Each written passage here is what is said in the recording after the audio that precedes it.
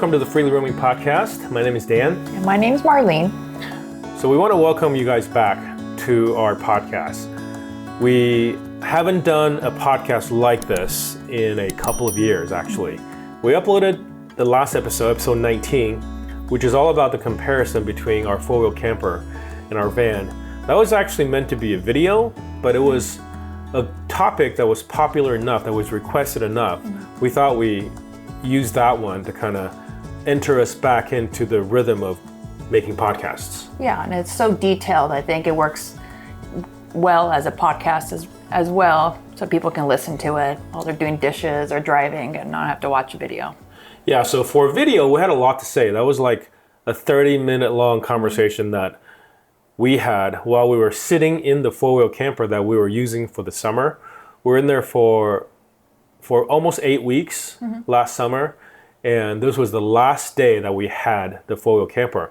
So everything was really fresh in our mind, so we knew all the minutia about being in a four-wheel camper and compared to our van, which we've been living in for almost 5 years, maybe almost 5 years, 4.5 years. So this one will be officially us getting into a topical discussion.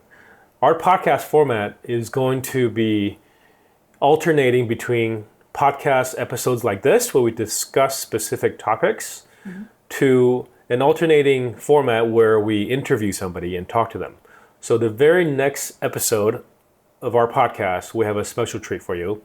I won't say who it is, but I feel like you guys are going to like it. We already recorded it. This is a teaser, wow. This is how they do it, Marlene. You got to figure out the game plan. So they are somebody that we've been friends with for a few years. And in fact, we've been wanting to start this podcast, and we had a conversation with them on the phone the other day to talk about, just to catch up. And they had brought up, podcasting, and we had said, oh yeah, we have this podcast that we've been neglecting for a couple of years. So then they're like, I want to be on it. I'm like, yes, we want you to be on it. And in fact, they kind of kicked us in the butt to get us going. Yeah, so thank you. Yeah, but you have to wait for that. Okay. So that'll come next week. But this week in this podcast, we're going to talk to you guys all about Baja, California, which is a place that we really love, and I know a lot of other people really love it too. And there's some hesitation about going to Mexico in general or in Baja, which is really easy to get to and easy international destination. And so we're going to introduce all we know about Baja. And I know that some of you who are listening to this now, this will be useful for years to come. But specifically, if you're listening to it as it's uploaded, it is middle of February, so it's a little late in the season. But if you still haven't gone down there, there's still time. And in fact, right now is a really good time to go down there because it'll be less crowded, first of all. And second of all, I think you still catch the gray whales in the lagoons. Yeah. So anyways, so we're going to break this down to 5 different segments, and we'll talk to you guys all about it section by section. So the first part is going to be about border crossing. Second part will be about the conditions of the roads and the selection of camping, options for camping. Section 3 will be all about wildlife. And Baja is an amazing place for wildlife diversity. A lot of people think of it as kind of a deserty, beach place. Yeah. But there's actually a 10,000-foot peak in Baja and beaches with cactus right on the edge of the water. So and that means you have everything in between. And then lastly, our favorite places to eat in Baja. And some of these may be controversial, some are not. But controversial food episode. We would tell you, though, that when it comes to Baja, they're known for their fish tacos. They're Baja-style fish tacos. And because fried fish tacos are from Baja, that means the best fish tacos in Baja is the best fish taco in the world. So that's something, right? So yeah, let's get into it. We'll start talking about these 5 topics. Baja California is a place that is near and dear to our hearts. We've been going down there since the 90s. Basically since we were old enough to go down there by ourselves. Yeah, I started going when I was a kid. You started going for like holidays and vacations with your family. Right. Not just, you didn't go just like fly to like Cabo at a resort. You actually drove down there. Yeah. So, you know, that's unusual, I think, for a lot of people to have so much experience driving down there. So we can kind of tell you guys what it is to cross the border. How it is back then and how it is now. It's actually not entirely different, but it has definitely gotten busier. First things first, I think we want to talk about preparation. Mm-hmm. What do you need to prepare? So for example, if you're going to be taking your own car down there, it's a totally different ballgame than if you're flying there. Driving your own vehicle down there is requires a few more steps that are sort of automated when you take a flight. Mm-hmm. You know, you can fly down to, I mean, technically you can fly to Tijuana, but I don't know why you would. Most people just, you know, drive. But you can fly to Tijuana, you can fly to, I mean, there's a lot of little dirt strips, but, you know, we're not going to worry about that. You can fly to Loreto, you can fly to San Jose del Cabo. Mm-hmm. Most people fly to San Jose del Cabo. Yeah. So those are the two popular places, but both of those places are down in Baja Sur. So when you come in from the north, across the border, you'll be coming in through one of the few popular border crossings.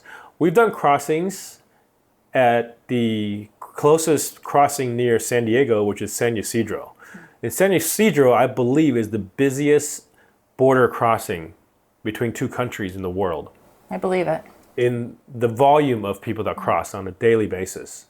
So because of that, it can be quite busy and challenging, especially if you go on the weekends. If you go on a Friday night, for example, or Sunday afternoon, you're gonna be in line for a long time. You can do it, however, but what we actually recommend is that we actually recommend some border crossings to the east. We've done border crossing at the Tecate border. And Tecate is actually a really easy border, and it's a small border. Yeah, they have to open the gate for you for like when we went through it with our truck camper. It's one car at a time. It's like, okay, we'll open a little bit more, go through, okay, now we close it again. But I do feel like more people are using that border now, so because it is so small, maybe it can also get busy. Mm-hmm. And the other border that we use on a regular basis is one of the two borders at Calexico, Mexicali. Mm-hmm. So there's two border crossing at Calexico, Mexicali. One goes through the main town, that's to the west. And then there's another one further east towards Yuma. And that is actually the one that we recommend because you don't get dumped right into the busiest part of town. It's a little bit chaotic. It's a little chaotic. And even though it's further away from town, there's still some traffic once you get in. But you can kind of figure out on Google Maps how to kind of veer around and go through more of the rural areas with less traffic. So preparation-wise, what do we need to prepare? What do people need to prepare? Okay, so you should, if you have a camper, it's a good idea to have everything stocked up. Like your toilets are empty, you have fresh water, drinking water. You can bring food, but also follow the rules of the country. So there's a limit on what kind of fresh fruits and vegetables you can bring across the border, meats and cheeses. Yeah, there's a limit on how much beer technically you can bring, alcohol, and they will ask. But a lot of times there's like a green light, red light. So you just never know when you're going to get asked, and it's better to be on the safe side. That's your call. When she says green light, red light, she literally means when you get to the border and you pull up to the border, if the light is green, you continue forward. You drive through the border. Nobody checks anything. Nobody stops you. Yeah. And we've heard a lot of people who get the green light and they're like, we're in San Felipe before we even realized we were already in Mexico. Nobody stopped us for anything. They wouldn't go that far down. Well, it's a little exaggerating. It's possible. I mean, they wouldn't go that far before they realized that they didn't cross, but they wouldn't stop because they wouldn't have to. Yeah, and you needed stop at the border to do some stuff if you're going to be there for a certain amount of time. So, well, first of all, you need to have documentations for your vehicle. Mm-hmm. And you also need to have, obviously, passports for yourselves. Documentation for a vehicle are you need registration and or title, depending on whether or not you're going to go onto mainland or not. Right, or if you don't own your car and it's if the name on the title you don't have a title is to the bank, or right, you don't have a title.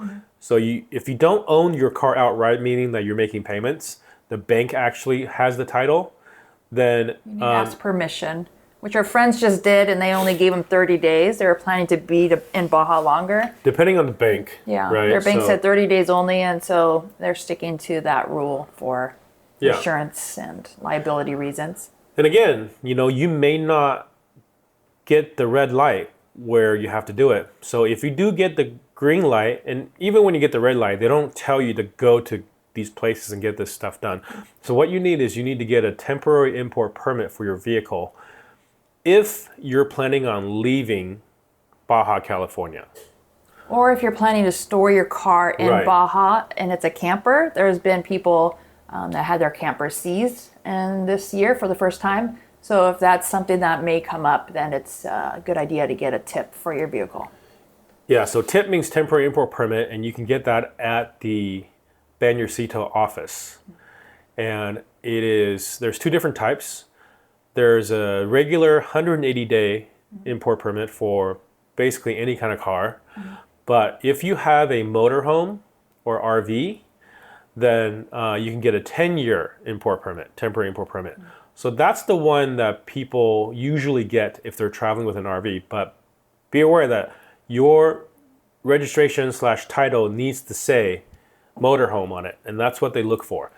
Some people have gotten it. We have gotten it without it saying motorhome in the past, but it's not a guarantee. It kind of depends on the person you talk to.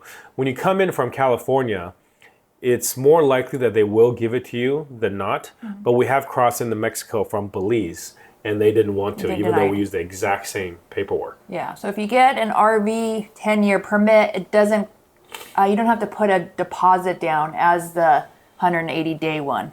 Yeah, like 180 if you just day, get a regular car one, it's like $400, and then you have to cancel it, and you will get refunded that money. But if you have an RV, it's just you pay, I don't know, it's like $50 or something to get the permit and no deposit, and you're on your way and no trouble for 10 years. And the thing about the import permit is that you have to remember to cancel it if you are not planning on coming back, or if you know that it's going to expire before you come back, whether it's the 6-month one or the 10-year one. And if you happen to sell your vehicle without canceling, then you might be screwed. It's a huge problem. So make sure you cancel it. We've heard people that got a 10-year permit, sold their vehicle, and now they can't cancel it because the vehicle is in somebody else's hands, but the permit was issued in their name. Yeah. So now they can't get another one with another vehicle. Yeah. And it also goes for the person who bought the vehicle. Yeah. If they're trying to come in with that vehicle into Mexico, they're going to see, there's still a permit out for this vehicle, this VIN number. We can't give you another one. You can't do anything with it because it's in somebody else's name. If you're wondering what you should do at the border as you're leaving at all, I think it's safer to just cancel it, even if it's a 10-year permit. Yeah, if you're somebody that travels. But sometimes you can get screwed, kind of like what we did, because we got a 10-year permit going in, and then we canceled when we went to Guatemala, and then when we came back into Mexico through Belize, they didn't want to give us a 10-year, and they asked us, why did we cancel our old one? We followed this rule, we were gonna we weren't planning on coming back. Return to Mexico, and then we had to change of plans, but. Yeah, so that's something you got to think about with the temporary import permit. Also, there's this thing called the FMM, which is basically a tourist visa. Yeah. And every person needs to have it. It used to be that they didn't check for Baja, but now it's required. In fact, I've heard stories about... It's required, and I think it's like, nobody checks, who cares? But Yeah. you're going into a foreign country, and they have immigration rules, just like, any other country. Right, you would technically be in there illegally if you didn't have one. And you should respect their rules, and it's not a big deal. You just fill it out. And it's not that expensive, and it's good for 180 days. Yeah. Right? And you can renew it, or you can just do a border hop. I think you can renew it in in Mexico, I know people have tried to do that, like people who trying to become residents. And in fact, I think there's even hacks that people do where they let it expire intentionally and then go into the immigration office. And then while they're waiting for some kind of, they pay a fine while they're waiting for their approval, they can stay. But it's pretty easy to get. It's basically you just show up, you pay the money, fill out the form, they give it to you.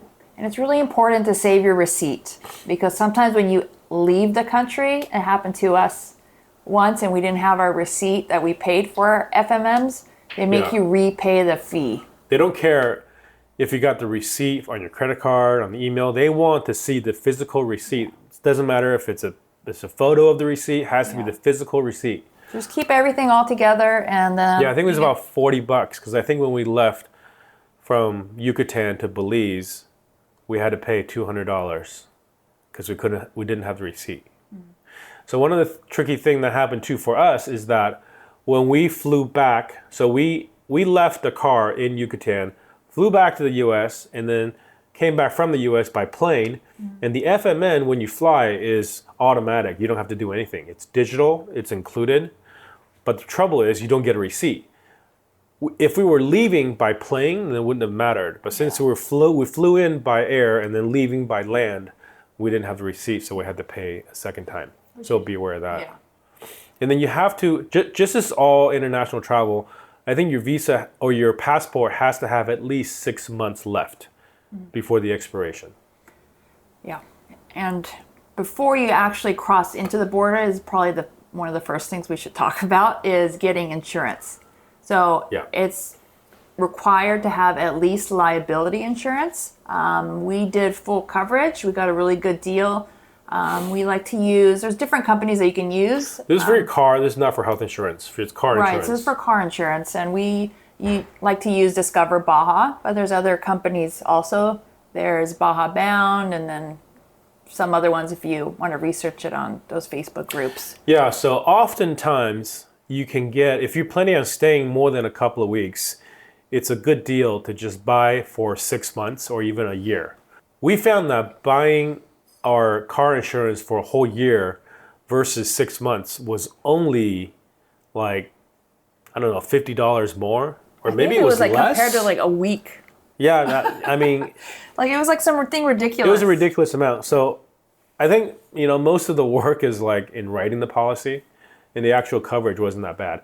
So for us, it was fine because even though we could only be there for 6 months, we did end up coming back into Mexico. And because we paid for a whole year, we didn't have to buy it again. Yeah. So other things that you should not bring with you, and if you like usually have like a knife on your belt buckle. Oh yeah, you cannot have a pocket knife.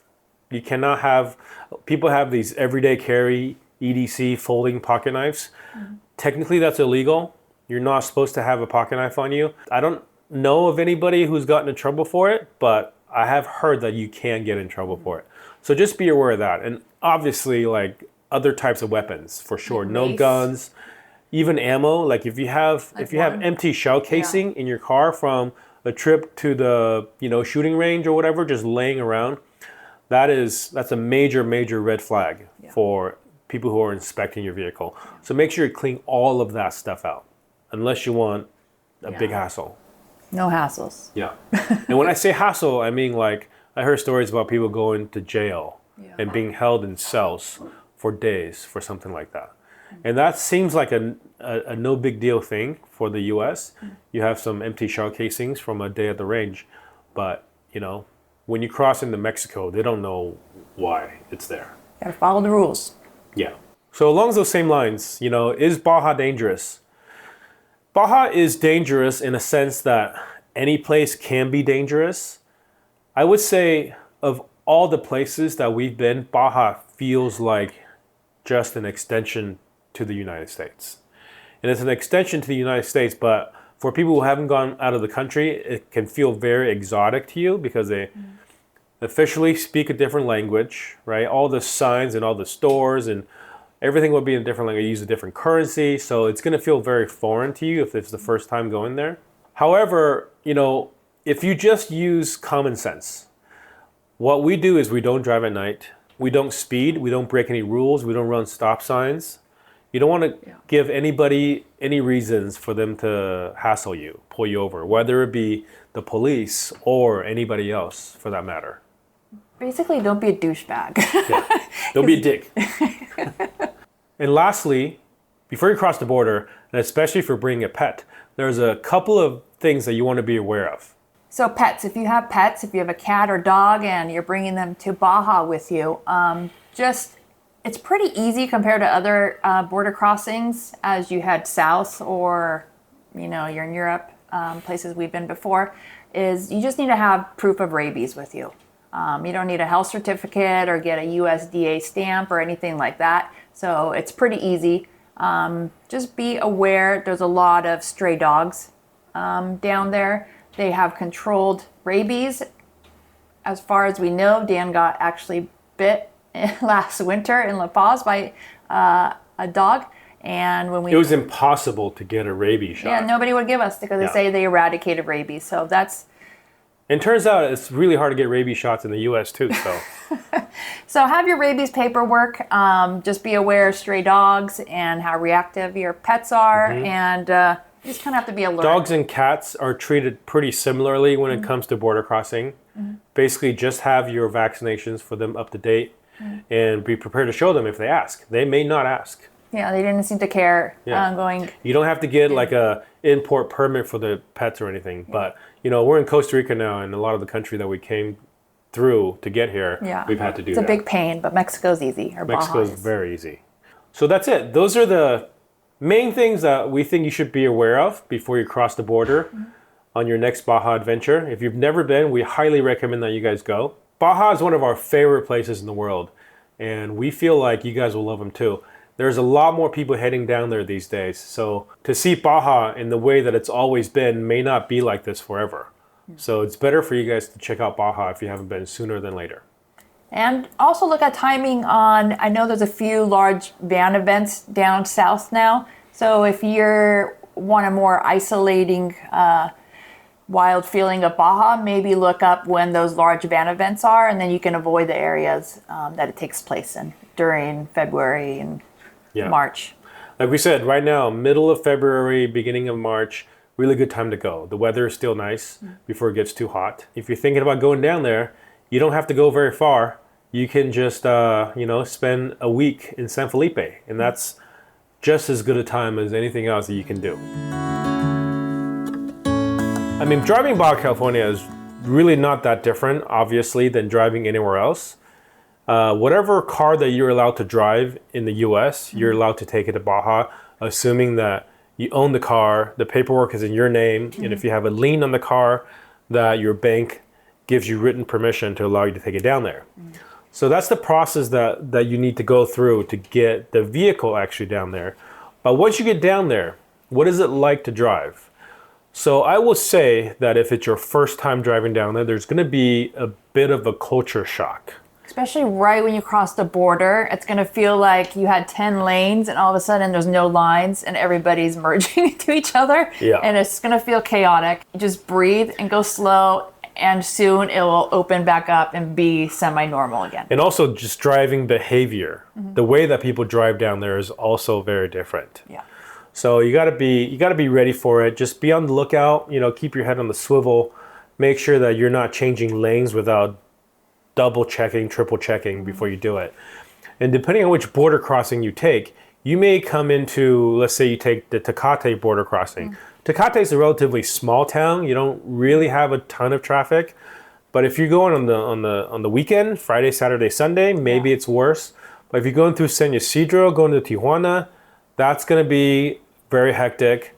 But Tijuana is a pretty big city with highways and stuff. So you're actually on the highway for a while, for a lot of it. You can almost avoid getting into the city streets in Tijuana if you didn't want to do it. So that's actually okay. Just border crossing maybe take you a little longer.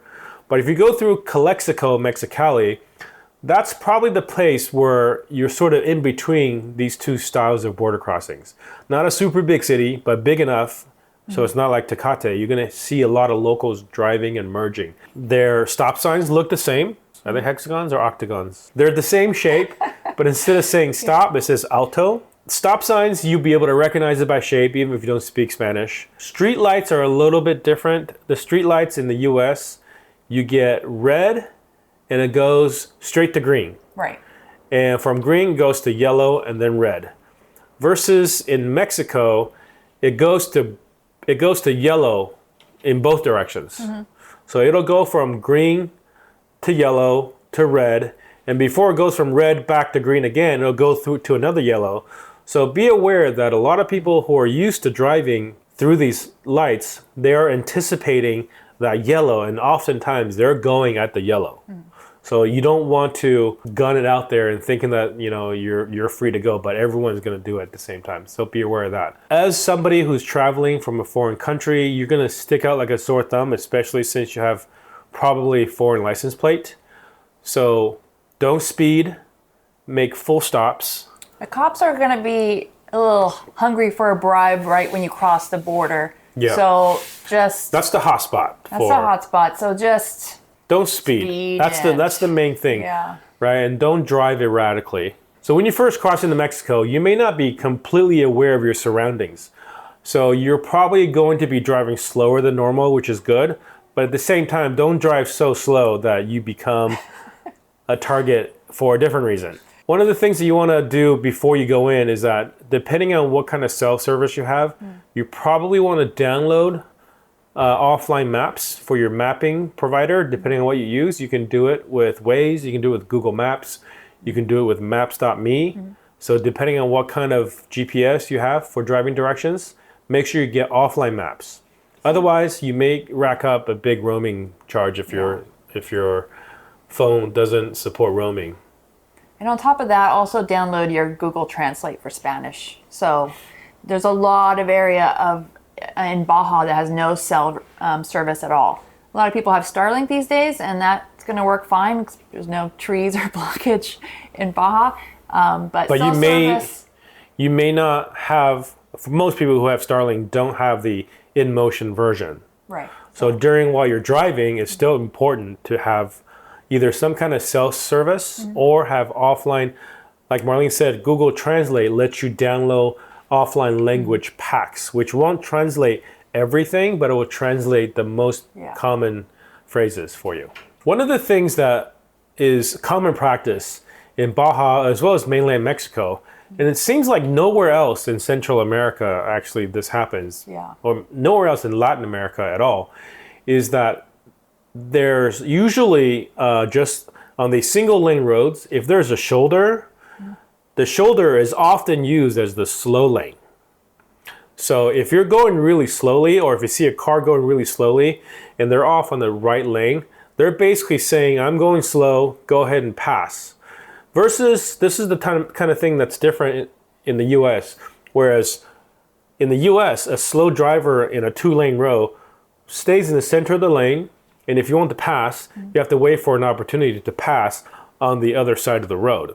But in Baja, it's very common to see a car riding that shoulder.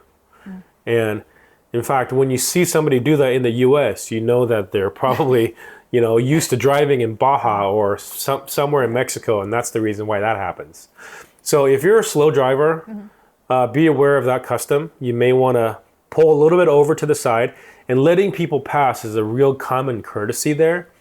There's not nearly the type of road rage that exists from people trying to pass each other or brake checking. But there is dangerous behavior, not road rage, but just people passing blindly and dangerously. And because they're so used to passing. I think there could be a lot of head-on collisions, or some highways or roads don't have a shoulder at all. So it's like the line and then it drops off to, a few feet or whatever. And I mean, just be aware of that. Yeah. When you come around a blind corner, it doesn't hurt to slow down and be careful, because even though you may not be doing anything wrong, there may be somebody coming from the other side passing on a blind corner. When you drive through a lot of these pueblos, a lot of these little villages and towns in Baja, you will find out that it seems like all of the little villages and towns are in charge of their own paved roads. The government, the federal government or the state government, only paves the main roads. More often than not, the second you turn off of a main road, the entire pueblo is unpaved and is full of potholes and dirt roads. And the same thing goes for sidewalks. Like every house is in charge of their own sidewalks. There's no city sidewalks. So some people build it really tall. Some people don't do anything. There's can be always treacherous. an open, like, it's like manhole for like the water and electricity. Like you have to be aware walking also that you don't fall in a hole and twist your ankle. Yeah, so that's kind of the top line items for just navigating the roads in Baja, Mexico. Bigger cities are going to have, less problems. Like they have this government program called Pueblo Mágico, which means magical villages. And they're very beautiful. Towns like Todos Santos, it's like an award. towns like Loreto are all Pueblos Mágicos. And it's an award that the government that gives to these villages, these towns, but they have to fulfill certain requirements to get it. So unless they fulfill it every year, they can actually get it revoked as well. So these towns generally are going to be better and more well kept because the Pueblo Mexico designation gives them more tourism income, and a lot of that tourism income goes back into building the infrastructure of that town. So when you cross into Baja from the US, a lot of the places near the border will accept US dollars, but it's always good to also have pesos. And it used to be challenging to get cash. A lot of people, before they go to Baja for the first time, they'll overpay to get pesos from the US side at a really terrible exchange rate just to have some. But what we've experienced lately is that it's actually really easy now to just go to a bank and go to an ATM and get money out. Just make sure you go to a legitimate bank that that has a safe ATM. It's not that anyone's going to mug you necessarily. It is more so that you're not paying an outrageous fee for getting money out, and also make sure that there's no credit card skimmers stealing your credit card number when you're getting the cash out. What we like to use is we have an account called Charles Schwab Investors Checking Account. And you don't actually have to invest with Charles Schwab to get this account, but you do have to sign up for an investor account even if the balance is zero. And then you can use their checkings account, which comes with an ATM card that refunds every ATM transaction fee back to you monthly, regardless whether it's in their network or not. So that's a really, really good one to use, and that's one I recommend everybody. And also, besides getting cash, it is much safer now, it feels like, to use credit cards. When we were in Baja and mainland Mexico in 2016, we almost exclusively used cash. I would get cash out every time I needed to buy something, because a lot of places didn't accept credit cards. But nowadays, it's actually very, very common to accept credit cards almost everywhere. Yeah. And credit cards, the credit card that I recommend using is the Chase Sapphire. I think there's also a Citibank version that does something similar. And the Chase Sapphire one is great because it doesn't charge you any foreign transaction fees. So that's the one. And my experience with that card is that, for good or for bad, it has never, I don't know if it has ever been declined using it outside of the US. Yeah, it's been pretty good. It's been pretty good. So everywhere I use it, it just accepts it. So you might argue that's a negative, right? Because if you lose it, then it's just going to get used everywhere. But Chase is also really good about making sure that, well, I won't say it's never been declined. It has been declined in the past, but I get a text right away and I can click yes. I can reply yes on that text, and it will activate the card right back. So in that sense, it's a really good card. And you get a lot of points for travel and different benefits and stuff like that. We're not sponsored. That's what we use. That's what we use, and we've been using it for all of our international travels. And in fact, when we flew back from Mexico to the US last summer, it paid for all of our flights going back. That's how I would recommend you guys getting cash and using credit cards. The next thing you want to consider is getting water and getting fuel. So fuel is easy. Fuel, the thing you want to think about is, it used to be that you pay cash for it, but a lot of the gas stations now will have these sort of portable credit card machines that's tap enabled. You can just pay by that. The important thing there is to if at all possible, make sure that you are there when they use the card. Don't let them take the card from you and then go somewhere to charge it. Yeah. So that's kind of an important thing to do, just to minimize any risk of things happening. Double charging with your card. That sometimes happens. Yeah. And make sure the pump is zeroed out, and they usually say, okay, look, that's zero.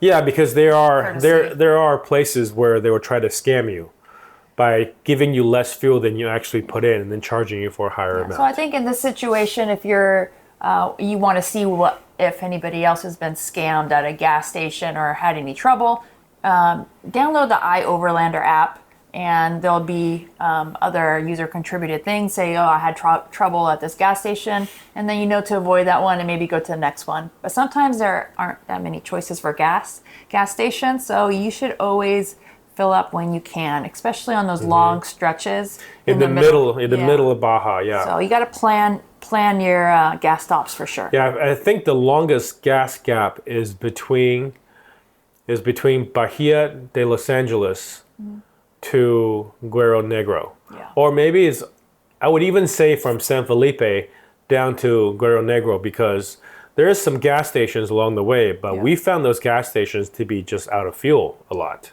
Yeah, sometimes if you're there during like Baja 1000 or the van life event or something like that, and it can be run out of dry, fuel. and you're like, oh, I'll get gas at Gonzaga Bay, and then Gonzaga Bay says, sorry, no diesel, Yeah. and you're kind of screwed. So Yeah, and it's a long ways to the next one. yeah. And at the turnout to go to Bahia de Los Angeles, there's usually a guy there selling gas out of like milk jugs. That is really last resort, because you really don't know how old that gas is and how long it's been there, and whether it's actual real gas or if it's watered down. So, just be aware, bring jerry cans with you if your car doesn't have a lot of range. And that's gasoline. Yeah, and diesel, I think it's important. A lot of people take new diesel vehicles down south, and if you're on the north, If you're within northern 500 state, miles of the U.S. border, or basically above Guerrero Negro, the whole, it's a Baja, just California, Baja Norte, Baja Norte, then it follows the 15 parts per million, it's ultra low sulfur diesel, right? Once you get in the second half, they say they also have it, but some people have been testing it, and I think they're lying. I mean, Some of they them- know that if they say they have it, they'll sell to more people. Yeah. So, I would not trust the sign 100%. Just know that even a modern diesel will be able to accept low sulfur diesel that's not ultra low, which is about 40 times more sulfur content than ultra low. So you can use it for short periods of time. Yeah. But if you were down there for an extended period of time with a modern diesel, with all the emissions control systems in place, you will run into problems. We've talked to people who literally have had to leave their engine on for days trying to get back to the US because the computer of the engine told them that there's no more starts if you shut it off. Yeah, but other people have no trouble. It just depends on your luck and how your engine does on the regen cycles and all that fancy stuff it does. So just be aware, the north is okay, but south, if you're not going you just down don't know. for very long, Yeah. top off before you get to the southern part of Baja. And if you had to get fuel down there, diesel down there, you can get diesel down there. Shop around a little bit. Even if it says ultra low sulfur, it may not be, but if it is, then it's going to be better for your modern diesel engine. And DEF, there's so many auto zones down there. You just pick you it up can at get an AutoZone or Walmart. It's depending on where you're- available. Yeah. So that's getting fuel, and getting water is a different story. Getting water in Baja, it's actually there's a process. You'll get used to it pretty quickly. Obviously, you don't want to drink the water. If you guys know about the drinking water situation in Baja and all of Mexico, the water is not potable, but some locals do drink it, and some of them don't get sick. I've even talked to we talked to a Canadian couple whose the wife drinks it and the husband doesn't. Wife doesn't get sick, and the husband got deathly ill. So, depending on how you tolerate stuff like that, I would just recommend not drinking the water. And what they have is they have all these agua purificadoras, which are just water purification plants. And they're not all like the types that you see in the US where it's like an automated coin-operated system. A lot of these are just full-on like water treatment facilities, and they just have PVC pipes piped to the front with a nozzle. You go in there with your jug, and they use these, they call them garrafones, but they're these 5-gallon, we call them Sparklets bottles. I don't know if Sparklet is even around anymore. But those 5-gallon jugs, the round ones with the top. So they fill those. You can get that pretty cheap. Usually what we do is we just have them fill jugs, and we take the jugs and fill our tank with the jugs. Sometimes they have a hose. You can ask for a hose sometimes, and some of them, I think they will let you fill from a hose. The problem with filling with a hose at some of these places is that they don't like to do it, but what they'll do instead, they'll ask you how big your tank is, and they'll just charge you for the whole tank because they don't know if you're empty or if you're halfway. If you have a 40-gallon tank, you tell them it's halfway, but you're actually less, then they don't want to be shortchanged by how much water they sell you. So fill with a hose in places that you can, but just be aware that you may not be able to fill with a hose. Have alternatives. And a lot of these places, if you have to fill with a bottle, it means that you're filling from a non-pressurized hose. And some more modern RVs require pressurized hoses to fill their tanks.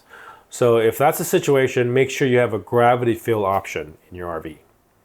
So when it comes to camping, Marlene mentioned the iOverlander app. That is a really good resource. That is primarily what a lot of people use to find camping, whether it be wild camping or campgrounds or restaurants that allow camping, hotels that let you park in their parking lots for a fee, or just beaches where there's concessionaires that come by and charge you a fee to camp there. All that stuff is there, and it's as popular as it is now. All these places are getting constant reviews, so you can get a pretty up-to-date information on what these places are like. So use iOverlander to check camping. Wild camping is pretty easy all over Baja. It's not the case outside of Baja.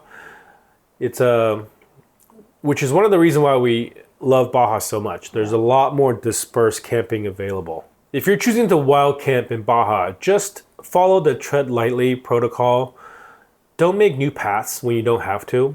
There's no reason for you to charge down this new area that hasn't been charged before, because as wild and as desolate as you think Baja is, it isn't really. Every place that you think that you can go to that people haven't go to, people have been. Yeah. And it's actually quite surprising when you go to these places. You just realize you went through this really treacherous road to get to a beautiful place. And there's a local guy there in a Nissan Sentra. So have some humility, be humble, tread lightly, don't make new trails. Yeah. And if you're driving on beaches, that could be problematic too, because along all the beaches of Baja, or at least a lot of the beaches of Baja, there are sea turtles that come and lay eggs seasonally. Yeah. And if you're driving over soft sand, you can very easily be trampling over, and they lay dozens and hundreds of eggs at the same time in a hole. And you could be driving right over them, crushing hundreds of sea turtle eggs. Don't kill the turtles. Don't be a turtle killer. Yeah, and a lot of these places, when you're wild camp, there's no trash, and you will notice trash. So pack your stuff out and pick up the extra stuff that doesn't belong to you and make it better. And don't, because if we just it's just so much trash, it's going to get banned. A lot of places and that's going to be so sad for the future generations. A lot of places you feel overwhelmed by how much trash there is already. And some people may feel like, well, there's already so much trash, like what's another bag? But, that's obviously can't be the attitude that we have. And also, when you look at trash on the beach and stuff like that, realize that a lot of the stuff that's on the beach or even in just out in empty fields, they're often blown in from somewhere else. Because you can get really strong winds in Baja. And especially on the coast, they can get washed up and down. So, it's not necessarily the locals who don't care.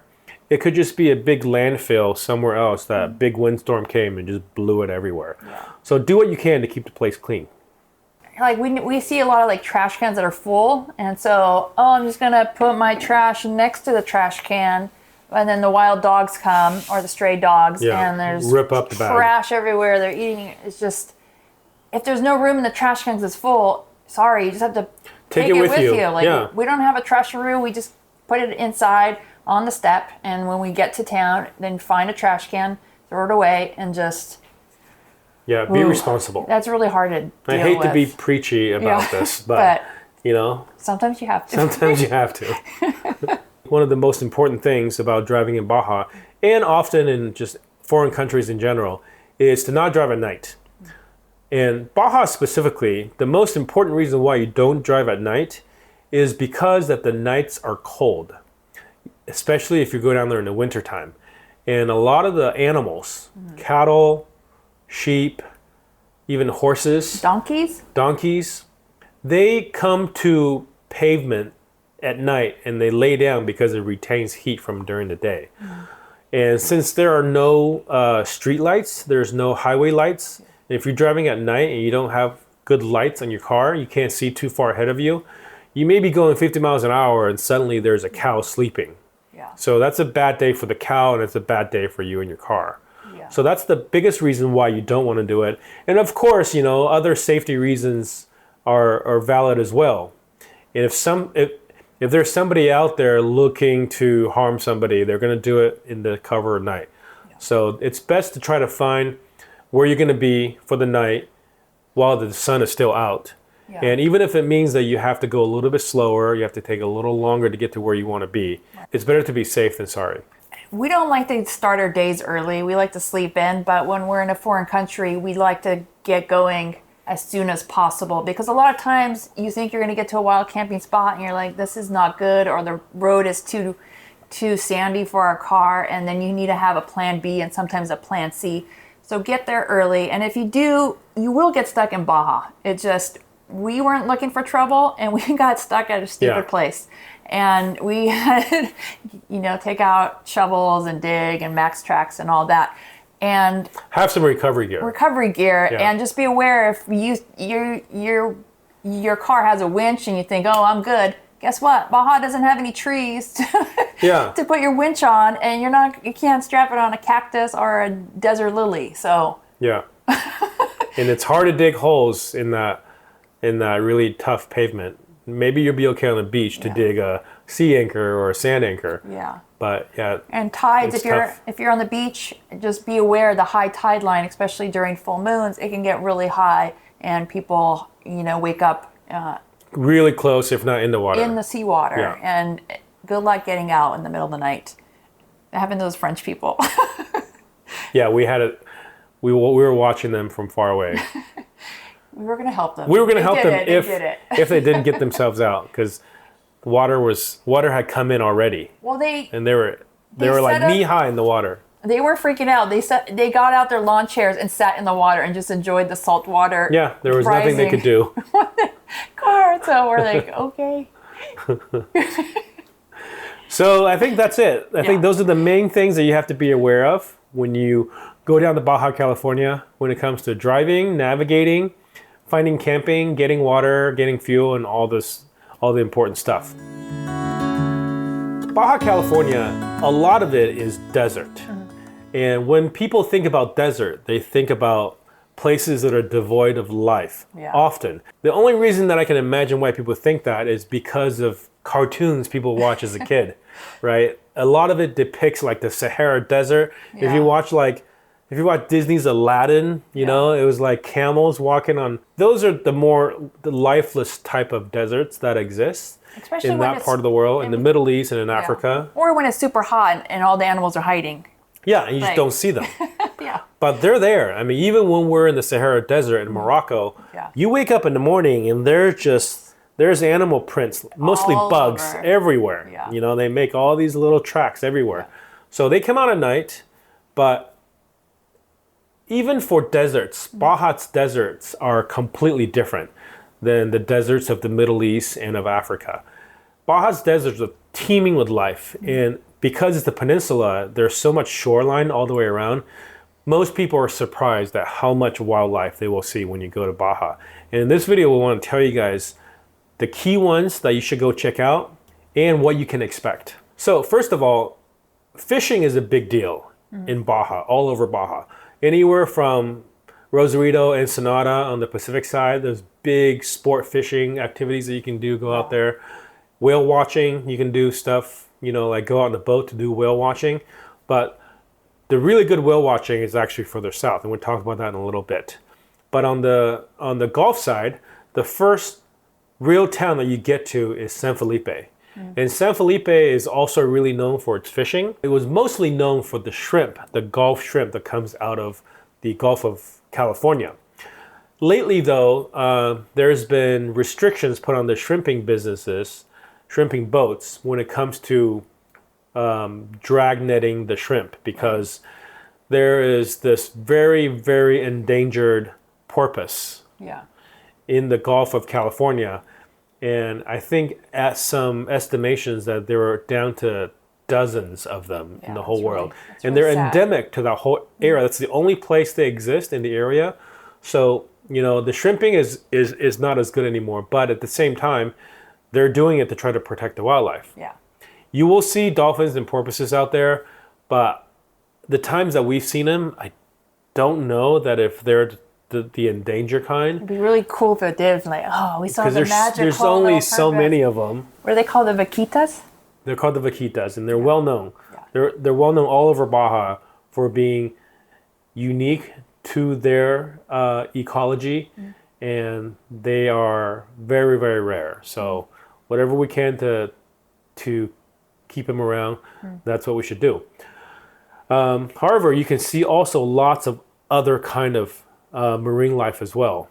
And one of the most popular things that people do is going down to Baja, going down to the middle of Baja, just past the border between Baja Norte and Baja Sur.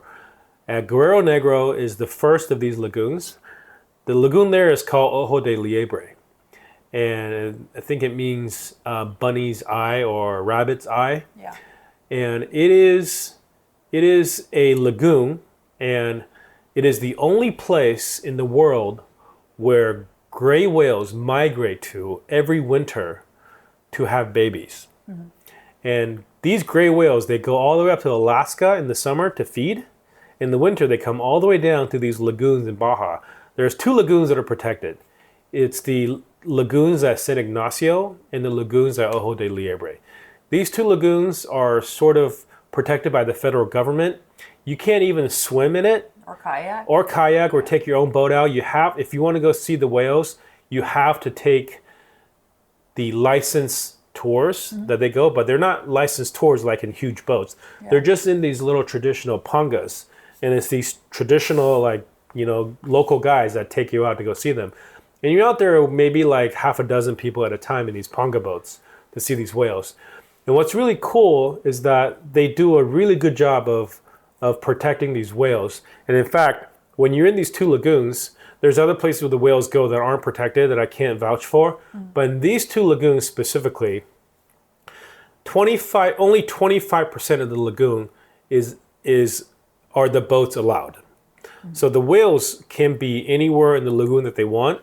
If they don't want to interact with people, there's 75% of the entire lagoon where they can be. But what's amazing about these gray whales is that they're curious animals. They're really curious marine mammals where they will come to the boat, they'll swim right up to you, and if the moms have babies, they'll often swim up with their babies. And we've been out there on these tours where the moms are literally like nudging the baby towards the boat to come interact with the people. Turning their heads and they look at you. And their eyes are about this big. Yeah. It's like a cantaloupe-sized eye. And they open and they look at you, and you're just looking into the eye. You feel like you're seeing directly into their brain. And they're just amazing animals. And it's an unbelievable feeling to be that close to them. When we first experienced this in 2016, we didn't know anything about it. Somebody had told us, you go check it out. So we went to Ojo de Liebre and we paid like $5 which included camping. Yeah. And I think it included a beer at the bar. Maybe. Which was like unbelievable. Yeah. So, in fact, once you got in at the time, you could camp for as long as you want, but there's no facilities out there. So, you don't stay for very long. And it can get very windy. So I think the prices are a little bit different now. And also they charge more if you're if you're not a Mexican citizen or resident. So it can be a little bit expensive. I don't know exactly what the prices are now. I would say between $50 and $80 a person these days. What? I would say it's like so much less, and it felt so affordable compared to everything else around. Well, then, but I don't know how much it is now. I think it's higher now. But, you know, because it's gotten more popular and because there are a limited amount of tours that the government limits. So, you know, we can put some links down in the description for you guys to go check out the actual pricing. But I can still like remember the first time, because when you're getting close to the whales, you just hear poof, poof. Yeah. I can hear their blowholes, and they'll come up, and they allow you to touch the whales if the whales want to be touched. And so you're like petting a whale, and then you're so into it, and then you don't realize, oh, they're about to breathe. So out of their air holes, like mucus flies at you, and usually you'd be like, oh, crap. You want to make sure your mouth is closed when that happens. But you're such in a magical moment. You're just like, I'm fine with this somehow. Yeah, because it's we'll like wash the best it off day later. of my life. Are there diseases that they can give you? Probably. I don't know what they are, but it's like it's a magical experience. Yeah, because they're there because the water is shallow and super salty, so it's buoyant for these newborn babies. The sad thing is there's orcas waiting outside of those lagoons that are waiting to eat those babies. So those babies are growing as big as they can. They're learning to swim, learning to protect themselves. And because they're mammals, they need to be able to come up for air, right? So the mama whales are there teaching all this stuff to the babies so that they can get big enough, strong enough. And like Marlene said, orcas is the biggest predator for these smaller gray whales. And there's like, when we were there twice, we went there twice, and there's an albino mother also. So if you're lucky, you get to see that one. It was really awesome. Yeah, that one's very rare. So there's a lot of different opinions about whether or not people should be out there, and if this is something that we should be doing and we should be promoting. So my opinion has always been that at these two lagoons is the only place you should go do it. There's other places that are not regulated, and those I would almost imagine, I would assume that anything goes as long as you're willing to pay. People may let you swim with them at those places if you want, which you're definitely not supposed to do. And people may go faster than they're required to. They may go after whales to go see them. But at these two places, Ojo de Liebre Lagoon, also known as Scammons Lagoon, I think. I don't know. And the lagoon at San Ignacio. Those are the two places where it's Mexican government regulated, protected places. And those are the places where I recommend you guys to go see them. So that's the gray whales. The other really amazing thing to see in the water when you're out there are whale sharks. And also, there's other whales too, but I think you see a lot of humpbacks once you go further south. The humpbacks will come down and they'll come up into the Gulf of California, and you see them. You see so many of them, you get tired of seeing them. But whale sharks, on the other hand, you can get close. You're not supposed to touch them. You're not supposed to overwhelm them. I just want to interrupt. I'm not tired of humpback whales. Okay, well, people aren't tired of them. You're just not as amazed at every breach, at every sighting. In the wintertime, there's so many out. Like, I just have so much footage of Dan surfing, and there's a whale just like right behind him. Yeah. So if you ever been out on a whale watching tour on a boat, let's say you go out of like LA or Orange County or San Diego, somewhere in Southern California, or even like Santa Barbara, we used to go on like whale watching cruises. Yeah. It's cool just to see a whale like at a distance, half a mile away. You can see them. But these whales up and down the Baja California coast, we were surfing in the water and there's just like whales breaching. Yeah. 500 meters from us. And it's nonstop, over and over and over again. So yeah, you don't get tired of seeing them, but you don't quite have the same excitement as you do like the first 400 times. Okay. So whales you're definitely going to see. You don't have to even try really hard to see them. They're going to be there. On the other hand, whale sharks, they're far more rare. We have seen whale sharks. We personally haven't. Our friends were in Bahia Concepcion when a whale shark just came into their came into their little cove and swam there all day, feeding.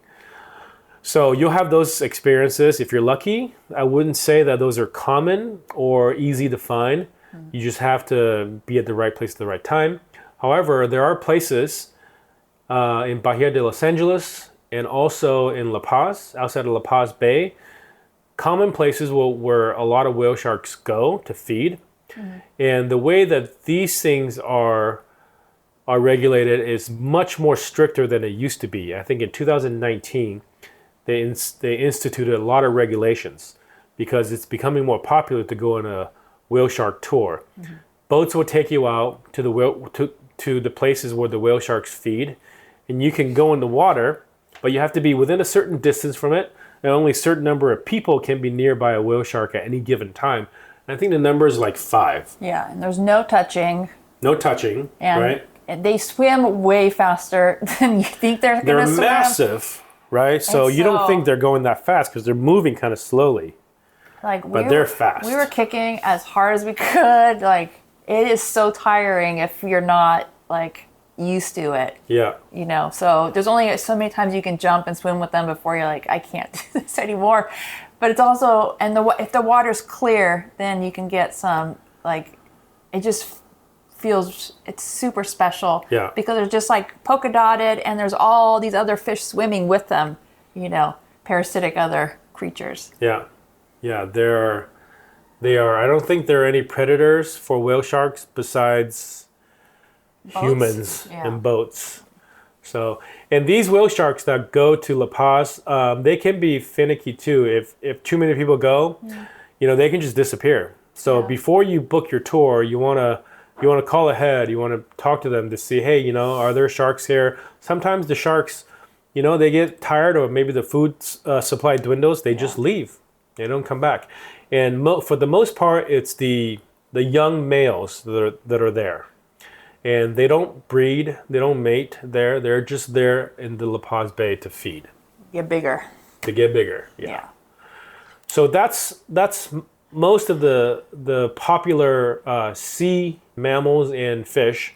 There's also islands that you can go to where you can swim with sea lions and seals and stuff like that. There's going to be a lot of, depending on the season, in the wintertime we saw a lot of manta rays jumping out of the water. Mogula rays. Yeah, and you can see like thousands. So that's really cool to see from the shore as well. And there have been people who are out in the water when they just happen to be there and swam with them. So you can Google and you can probably find photos of that. That's really special too. But I think one of the cool things that we've seen a lot, and you know, because Marlene is really into it, that we seek out these opportunities is birds. If you're a birder or bird nerd, I like bird nerd. That's fine. Baja is a great place for bird watching. It's a really unique place because you have the sea or the ocean and you also have a desert. So it's so unique to have these large cactuses right on the water, and like birds like ospreys and magnificent frigate birds are flying around, and then they just like, oh, I need some rest. I'm just going to sit on this pokey cactus right here. And it's really amazing. And there's so vultures sitting on top of a giant saguaro. Yeah, and there's crested caracaras, which are falcons. I guess they don't have saguaros down there. They have the cardones. Cardones, yeah. And then so many little birds. And so if you're into that, you know, I use the Merlin app, and you can download the pack for Baja and have Before fun. you know it, you're keeping a life list. Checking it off. Drop your life list number down there for me. And if you guys don't know, bird watching is basically Pokemon Go for adults. And of course, you can play regular Pokemon Go if that's what you want. But this is real life Pokemon Go. You go out there and then you got to collect them all. Yeah. I have 311. Good for you. I'm just here in Costa Rica for the toucans. Scorpions. There's going to be a lot of bugs, scorpions, spiders, mosquitoes. And some beaches have a lot of no-see-ums, so you just don't know what you're going to get. You know, if it has a little bit of a breeze, then you're in luck and it blows away all those. There are snakes. And I've seen snakes as a kid, like broken down and had to walk through the desert, kind of, but not as grown-up Marlene. Again, not everybody's vacation experience in Baja.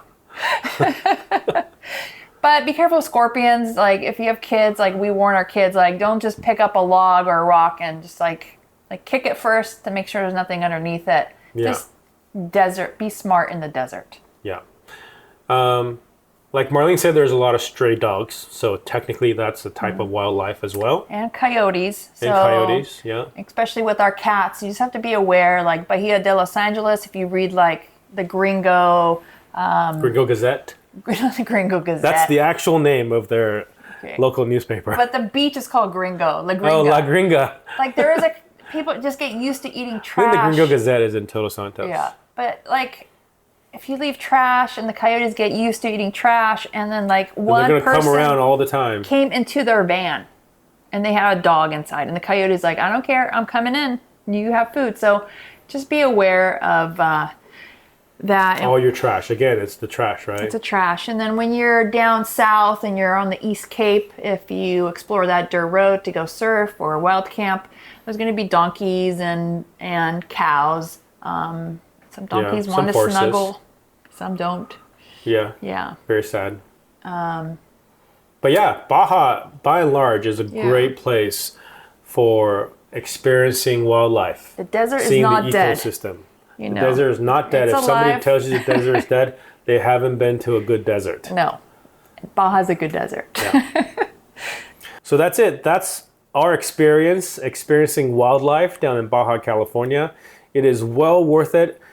If you're not down there for just the margaritas or the surf, I would recommend go down there, download the Merlin app, take a couple of tours, go out and see the sea creatures, go out and see the land creatures. Don't feed the wildlife, don't feed the coyotes, take your trash with you, and just overall have a great time down there in Baja, California. So this is the last of our what to do, how to go to Baja, what to do in Baja series of videos. And we want to tell you guys all about our favorite places to go to eat all throughout the peninsula.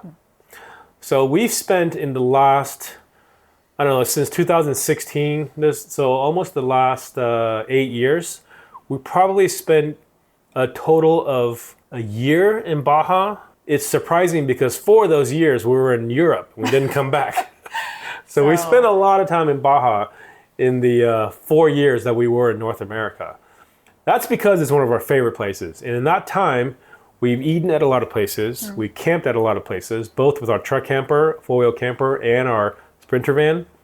So we're going to start from the top, and we'll go all the way to the bottom, and we'll tell you guys all of our favorite places to eat throughout the entire peninsula. So where do we start? We start in San Felipe. Okay. So if you go on the Gulf side, that's one of our preferred places to go when we go to Baja, as we go to the Gulf side. Mostly it's because it's less busy. Even though San Felipe can get pretty busy, especially during Baja 1000 and the Baja 500, it's far less busy than Tijuana, Rosarito, Ensenada. You know, once you go to all those busy places on the Pacific side, San Felipe is going to feel like a sleepy town to you. So in San Felipe, there is what's called the Malecón, and the Malecón is just a waterfront at every coastal city in Mexico. Well, I think in a lot of Latin America too, they call it the Malecón. In the Malecón, there's going to be lots of options for food. And of course, San Felipe is also very well known for their fish tacos. And I will say their fish taco is not our favorite fish tacos of all time. I'll tell you where that is later on. But our personal favorite place to eat in San Felipe for fish tacos is a place called Mariscos La Morena. Yeah, and they have pretty good, and they're known for also shrimp. So there's a lot of ceviche. Yeah. Right, shrimp cocktail. Yeah. So they are, if you go to the Malecón, it's all the way on the south end of the Malecón, just before it kind of turns back inland. I think part of it also is because that we have nostalgia associated with this place. So just tell them the gossip. That's our spring break spot from college, and we spent a lot of and we ate there a lot. nights drinking, and so that was our spot. maybe when you go there and you'll find that there's other places that you like better, but because of nostalgia, it's always our go-to place when we go down there. And if you were to go on the Pacific side, if we were to hop across the Ensenada, our favorite taco place is a place called Tacos Trailero. It is actually right off of the main road. If you go down, it's on the north end of town. You'll see on the left side, it's a great taco place. It's going to be pretty busy. And you show up there, there's like a giant area where they're prepping the tacos. There's probably like 10 people working there. And all you do is you go up there, you tell them how many tacos you want. They just give it to you.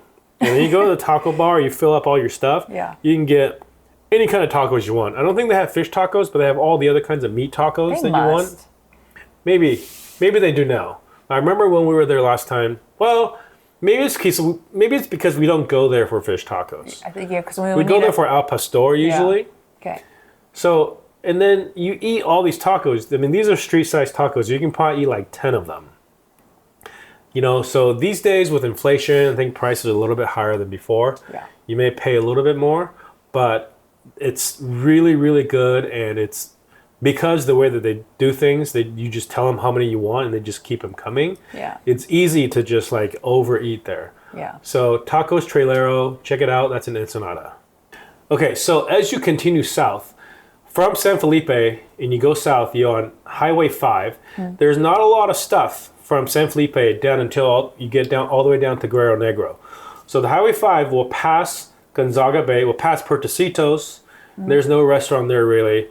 And you pass Gonzaga Bay, there's not really a restaurant. Actually, Gonzaga Bay, there's a restaurant at the community. Alfacinas. It's pretty good. It's kind of expensive, but it's a pretty cool spot to hang out, have a margarita, and, have some traditional Mexican food. They even have burgers too, I think. And that's kind of the last place you'll find an easy place to pull over and get a bite to eat. As you connect back to Highway 1 and you're continuing going south towards Guerrero Negro, there's nothing until you get to Guerrero Negro. And then there's a shining star right in the middle of town. It is a shining star in the shape of a gray truck. It is called Tacos El Muelle. Or Tony's Tacos. For gringos. For those that want something that's easier to pronounce. It is a gray whale shaped truck. I mean, it's a food truck. And we've been eating there for years, for 10 years probably. And this last time we were down there, we talked to Tony, and he said since the pandemic, he moved from the main drag to a piece of land that he owns, and he serves tacos from his truck still from that piece of land. However, he's building an actual physical restaurant. So by the time we get back there a year from now, I believe last we heard that he will be selling out of the restaurant instead. Last we know from somebody who was there a couple months ago that he was still serving from the truck. So I feel like he's probably getting close. But that is, in our opinion, and in many, many people's opinion, the best fish taco in all of Baja California. Which means? The world. The world. The world, yeah. And if you go, you might see a little Molly Mish sticker. That's us, Really Roaming and Molly Mish. So if you do, take a photo and send it to us. And the thing to get there, very simple. They just have fish tacos or shrimp tacos. Right? So all you do is say you want fish, you want shrimp, you want it with flour, or you want it with corn. And that's it. And there's a simple little condiment bar in the front. It's just onions, cabbage, or coleslaw, sort of Mexican coleslaw, and then some salsas. Like a guacamole. Yeah, watery green guacamole, salsa, spicy red salsa, a crema, guacamole salsa. Crema, pico de gallo. And that really is all you need for a good fish taco. And what makes his so good, I feel like, is just the fact that it's so fresh. His batter has a little something in it that's different. There's something special. That's different than everybody else's fish tacos. But it's so fresh that it comes out of the frying oil into your taco. You need to wait. And it's seconds. You have to wait for them to cook it fresh. No, but like it's so hot when you first get it 'cause it's so fresh. That's like true. you don't burn your mouth. Yourself. But don't wait too long because the fact that it's fresh is what makes it so good. It is. My mouth is watering just thinking about it. Tacos El Muelle, a.k.a. Tony's Tacos in Guerrero Negro.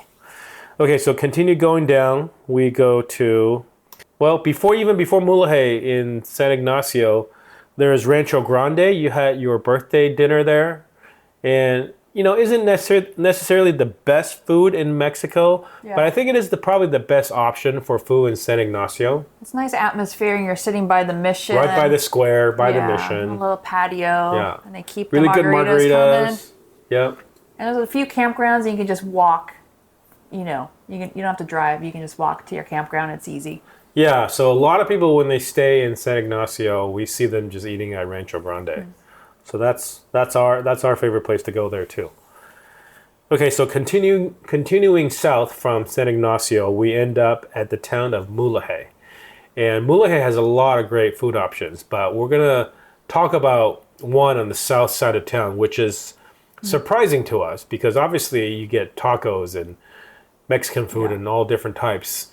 But outside of town, south of town, you have Mulegé Brewing Company. Which was a big surprise for us last winter because it was our first time there, and we were like, what? Somebody recommended, hey, you should go get pizza at the brewing company. We're like, okay. I mean, they have craft brews, which, is getting more popular. But once you have enough Pacificos and Dos Equis, like an IPA or a nut brown ale or something, like... Switch it up. Yeah, it's a refreshing change. But then we ordered the pizzas. And I swear that the pizza they make there is... What I tell people is that the pizzas are so good, and not just good for Baja. It's good pizza for anywhere. So when we first ate there, it was so good, we were back there again the next day. So we ate there twice. We were friends at that time hours. too. So yeah. So Mulegé Brewing Company, it is a surprising place, and I think they have live music too on the weekends. So go check it out. It's worth the stop. Yeah, so continuing going south, you'll go past Bahia de Concepcion, and there's not a lot of options. There's a couple of places at Playa Burro. Playa Burro has the Nomatica place that people like, but it wasn't open yet when we were there. But across the street, there's a place where they have really strong but good margaritas. Right across Really from strong. Playa Burro, right next to the volunteer fire station. Don't When I drive. say volunteer fire station, it's a rundown, like shade cover with an old fire truck that may or may not run. Yeah. But don't drive. Don't drive after Camp at those Playa margaritas. Burro, and then just walk back to your camper. Yeah. So if you go south, you get to the town of Loreto, and we try to eat at this place multiple times, and they're always closed. But we felt compelled to put this on the list because we for sure are going to go there, and everybody tells us that it's really good. In fact, some people argue that it's better than Tacos El Muelle, which I can't imagine. There's nothing in the world that How could qualify. dare you? How dare you say that? There's a place called El Rey del Taco, and that is in the town of Loreto. It's pretty easy to find.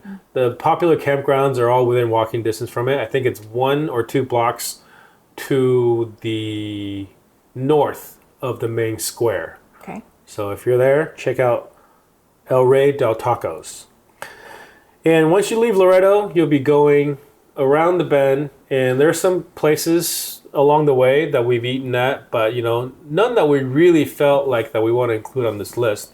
But mostly because a lot of those places are just kind of 1 or 2 night stays for us. We stayed at some other place for a week, but we didn't really eat anywhere. But the next big town you get to will be La Paz.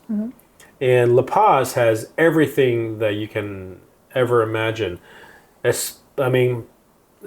Especially for Baja, right? Because they have Japanese food, they have sushi, they have Mexican food, they have... At one time they had like a Tony Roma's or a Applebee's. But the Applebee's has since closed down. The Applebee is now Oh yeah, now the sushi. sushi place. Yeah. The place that we recommend for fish tacos there is kind of a chain, actually. There's multiple locations in southern Baja. And it is called Claro's Fish Jr. What makes this place so good is not necessarily that the fish is freshly fried. It doesn't feel as fresh as Tacos El Muelle. Yeah. But they have a ridiculous condiments bar. Yeah. It is hard to resist all the condiments they have on this bar. Your fish tacos end up looking like a salad plate because well, at least we can't control ourselves because there's all these there's like 4 different kinds of coleslaw. And there's corn and there's like 6 different kinds of salsa. Like roasted onions and jalapenos and it's everything. Like you can't imagine. Yeah, it's so good. Last time we were there with a friend, he ate his taco and he ended up with this plate full of condiments left. So he just scooped it into a Tupperware that he happened to bring with him. So then he had toppings for his tacos that he made in the van later. Don't steal. He just had leftovers. Right. And it was like, wow, it was a good move. Yeah. That is Claros Fish Jr. And after you eat there, our tradition is that we walk a little bit down the Malecón of La Paz and go to La Fuente ice cream. And you'll see it because there's a polka dot painted tree. Yeah. Kind of reminds me of Pippi Longstocking. Yeah. And they'll be like, eat ice cream there. It's really good. They have scoops of ice cream and they have paletas. Yeah. So La Fuente, there's a second location now, but the second location doesn't seem to nearly have as many customers as the original one. So that's La Paz. And as you go south from La Paz on the Pacific side, we'll go to Todos Santos. And Todos Santos, there's a couple places that we really like. One place that we've gone to for years and years is a little chill, cool coffee shop, breakfast joint. Like a gringo hippie place. It's a gringo spot. But it's called La Esquina, which means the corner cafe. And it just has a really nice vibe. You park out front, you walk through the door, and it's this big open courtyard with a bar on one side, like a window to order your food on the other side, tables, like palm trees, nice areas, and then they have sometimes they have live music. And one of the times we were there, they had a ukulele jam. Yeah. You bring your own ukulele and you jam with all the people that were there. It's like a little playground for the kids, and they have Wi-Fi. So before we had Starlink, we worked there. So it's just like a nice place to hang out.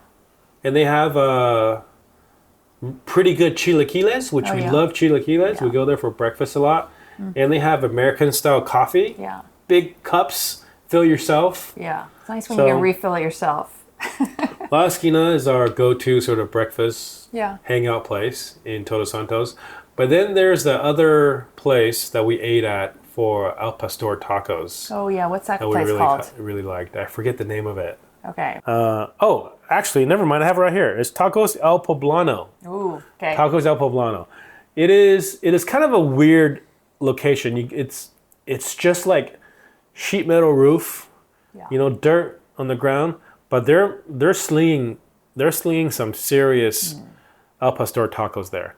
So we bought like a family meal, which is like a pound of meat, and they give you all the fixings, and you eat it yourself. I think it was like 500 pesos for that, which is kind of a lot of money, but it was a decent amount of food. But I think we could have ate like 2 portions, and then we'd be waddling out of there. But it is really good. Tacos El Poblano in Todos Santos.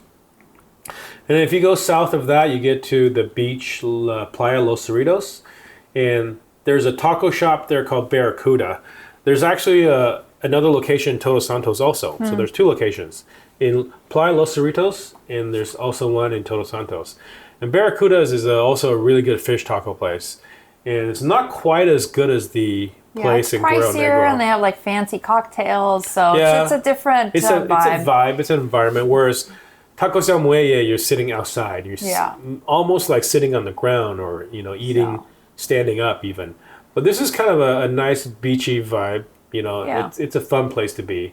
So you get a couple tacos. They actually serve them out of a food truck at the one in Los Cerritos. I think the one in Todos Santos also. But it's really close to the water. We camped. But where we camped and where the beach, we have to walk past it every day. So a lot of the times we're there, if it's not busy, we'll go eat. And a lot of the time, there's a line out the door. Yeah. So Barracuda in Todos Santos and Playa El Cerrito. Couple more left, and we're going to be all the way down at the bottom now. We're at Cabo San Lucas. And this place is, the food is just okay because it's kind of gringo food. I don't even know what you're talking about. Well, I'm talking about Latitude 22. Okay. Latitude 22. If you guys ever been down to to Baja, or specifically Baja Sur, you've seen these stickers that people have that says "No bad days." Yeah. And this "No bad days" phrase came from the guy who started this roadhouse. It's called Latitude 22. He's a Croatian guy. He's a Croatian guy, immigrated to the U.S., and decided to go down to Baja to go fishing. And we first found out about this place because our friends who were down there went to school with this guy's daughter, who runs the place now. He has since passed away. His name is Mike, I think right? so. Mike has since passed away, and his daughter and his son-in-law now runs the place. And we were down there, and the food is actually reasonably priced compared to other places, you know, because it's like it's a restaurant. It's a sit-down restaurant, and they have live music. The best thing about this place when we were there is on Fridays, they have a Queen cover band. So good. And it's this Mexican Freddie Mercury. He's got the sweet mustache. He's got the mustache. He's got the voice. The moves. He's got the moves. Yeah. So Latitude 22. Don't necessarily go there for the food. Go there for the drinks. Ambiance. Eat something there. Go there for the ambiance. And go there for Friday night Freddie Mercury cover band. Okay, lastly, this is kind of a surprising place. Is a place called Zai Sushi in the little beachfront. It's not even really a community. It's called La Fortuna. It's on the East Cape. It is down a dirt road. It's down a dirt road, probably 6 miles. So if you have like a little car. Yeah, you're going to be bumping down there a little bit. But it is like a world-renowned sushi chef who decided that he was going to open a sushi restaurant. And the views are amazing from there. And just the views alone is worth going. But on the other hand, the sushi is also really good. Usually I'm apprehensive when people talk up a place. I'm like, I'm going to be disappointed. This always happens, but it was good. It was good. It was good. And the cool thing is, La Fortuna, you can also camp for free right there in the parking lot. Yeah. So if you're going to go, you can just camp right there, but be aware that usually a reservation to eat at Zai Sushi is a good idea, and they're not open every day. I think they're open. There's a couple of days a week that they're closed. So that's the only restaurant you should plan ahead for. The rest, you can just show up usually. Usually.